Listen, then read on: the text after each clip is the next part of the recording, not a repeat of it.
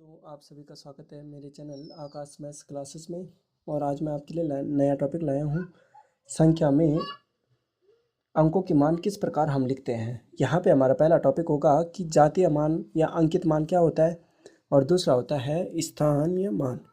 एक हो गया हमारा फेस वैल्यू और एक हो गया हमारा स्थानीय मान। तो चलिए बच्चों, इस टॉपिक को प्रारंभ करते हैं। और हमारे पास होगा जातीय मान, अर्थात मतलब जातीय मान आप बेसिकली समझ सकते हो कि कोई अंक है, ठीक है।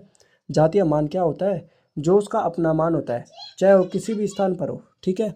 जैसे हम यहाँ पे चलते हैं, पहला टॉपिक हो गया हमारा, इसको बोलते हैं हम, पहला टॉपिक चलते हैं फेस वैल्यू, जातीय मान,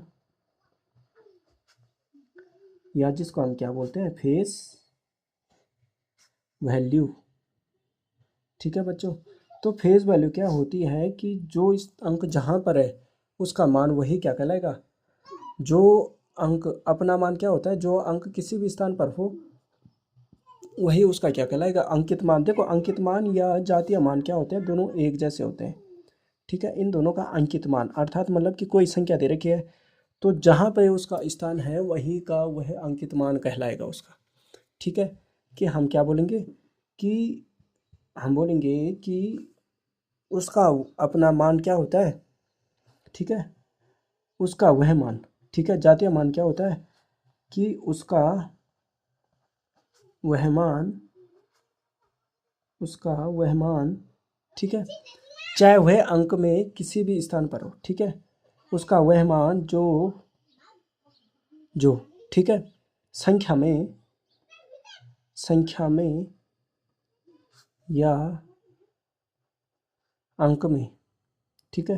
अंक संख्या अर्थात मतलब कि जो संख्या दे रखी है, संख्या में किसी भी स्थान पर हो, ठीक है बच्चों, किसी भी स्थान पर हो, अर्थात मतलब कि जो संख्या जहाँ पे है, जो अंक जहाँ पे है स्थान पर हो, ठीक है, वो क्या कहलाएगा हमारा, वो कहलाता हमारा जातीय मान या अंकित मान, जातीय या अंकित मान, ठीक है बच्चों।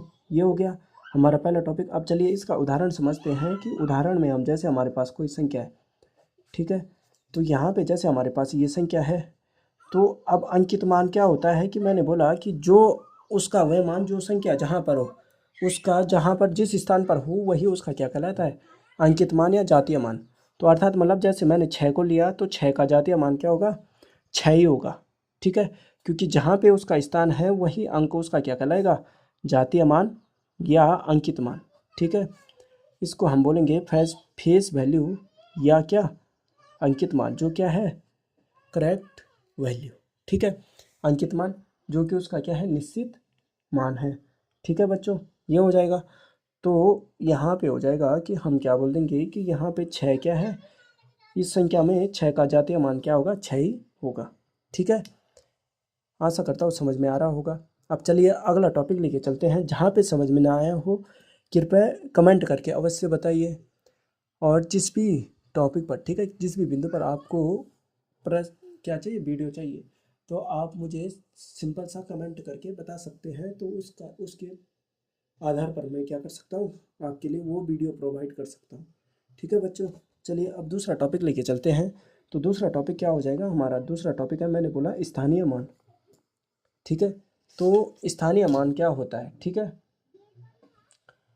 स्थानीय मान होता है कि देखो, स्थानीय मान को लिखते हैं पहले, चलिए, स्थानीय मान जिसको हम बोलते हैं प्लेस, अर्थात मतलब स्थान का वह मान, ठीक है। स्थानीय मान क्या होता है, वह मान जो कि निरंतर क्या होता रहता है, वह मान क्या होता है, उसके स्थान की स्थिति के अनुसार बदलता रहता है, अर्थात मतलब कि उसकी स्थिति जिस प्रकार भी हो उसका मान क्या होता है, बदलता रहता है, ठीक है। कि हम क्या बोलेंगे कि वह मान होता है जो कि उसकी स्थिति के अनुसार बदलता रहता है। चलिए यहाँ पे लिख देते हैं परिभाषा कि वह मान जो जो अंक की अंक की स्थिति के अनुसार के अनुसार के अनुसार वह जो अंक की स्थिति के अनुसार बदलता रहता है, ठीक है। बदलता रहता है, अनुसार बदलता रहता है, अर्थात मतलब बदलता, ठीक है, बदलता रहता है, ठीक है, जो स्थिति के अनुसार बदलता रहता है, अर्थात मतलब कि वह क्या कहलाएगा, स्थानीय मान। देखो स्थानीय मान मतलब कि क्या होगा, जो कि स्थिति के अनुसार बदलता रहेगा, ठीक है, जो अंक जहाँ पे होगा उसका मान अलग अलग परिवर्तित होता रहेगा, ठीक है। अब जैसे हम यहाँ पे उदाहरण के लिए लिखते हैं यहाँ पे कि एक संख्या है, इसका स्थानीय मान लिखते हैं, ठीक है, पूरा लिखते हैं, ठीक, कि यहाँ पे हमारे पास है संख्या है ये, ठीक है। अब इसका स्थानीय मान कैसे लिखते हैं कि देखो 3 का स्थानीय मान हमें यहाँ पे दिया जाता है कि या तो 20 से पूछ लिया जाता है या पहले से, या सभी का स्थानीय मान तो वैसे नहीं पूछा जाता है, किसी एक का स्थानीय मान पूछा जाता है। तो चलिए हम यहाँ पे चलते हैं। तो हमने संख्या पद्धति में पढ़ा था कि मतलब कि अंकों को हम डिफाइन करने के लिए, ठीक है, वहाँ पे व्यक्त करने के लिए, उनके समूह को व्यक्त करने के लिए हम संख्या पद्धति का प्रयोग करते हैं। तो हम यहाँ पे दाईं तरफ से पढ़ते हैं, तो दाईं तरफ से पढ़ते हैं बाई की तरफ, तो इकाई, दहाई, सैकड़ा, हज़ार, 10,000। तो इकाई में क्या है, इकाई का मतलब मैंने बोला है, इकाई का मतलब क्या होता है, एक, ठीक है, इकाई का मतलब एक, तो 3 गुणा 1 बराबर हो जाएगा 3 एकम 3, इकाई का मान होता है 1।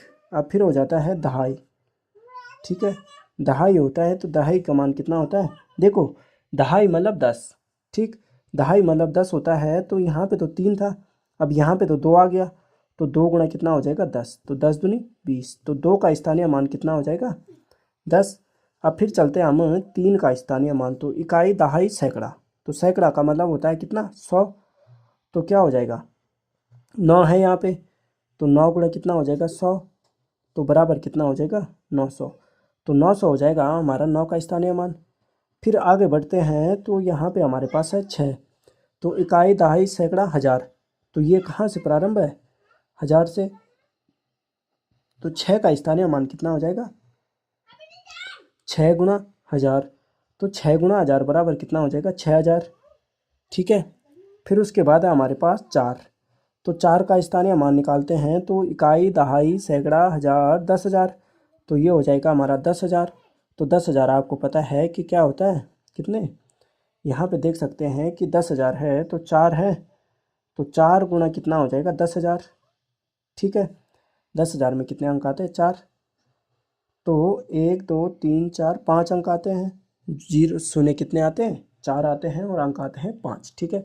ये नहीं बोलना कि 4 अंक, यहाँ पे आते हैं 5 अंक, तो यहाँ पे क्या हो जाएगा 40,000, ठीक है।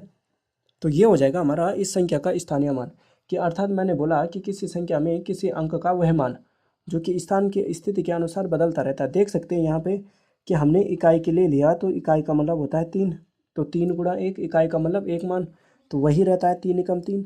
दहाई का क्या होता है 10, सैकड़े का 100, हज़ार का 1,000, 10,000 का 10,000, है ना, ठीक है। तो यहाँ पे हमने लिया तो 10,000 था, तो 4 का स्थानीय मान कितना हो गया 40,000, ठीक है। तो ये हो जाएगा। अब देखो यहाँ पे हम इस प्रकार इसको क्या कर देते हैं, यहाँ पे हम इस मान को इस प्रकार व्यक्त कर सकते हैं, ठीक है, स्थानीय मान को इस प्रकार हम ज्ञात करते हैं। तो चलिए बच्चों, आशा करता हूँ कि आपको मेरा ये टॉपिक समझ में आया होगा, और मेरे चैनल को लाइक, शेयर एंड सब्सक्राइब करना ना भूलिएगा, और अपने परिवार के सदस्यों के साथ भी शेयर करना ना भूलिएगा। धन्यवाद।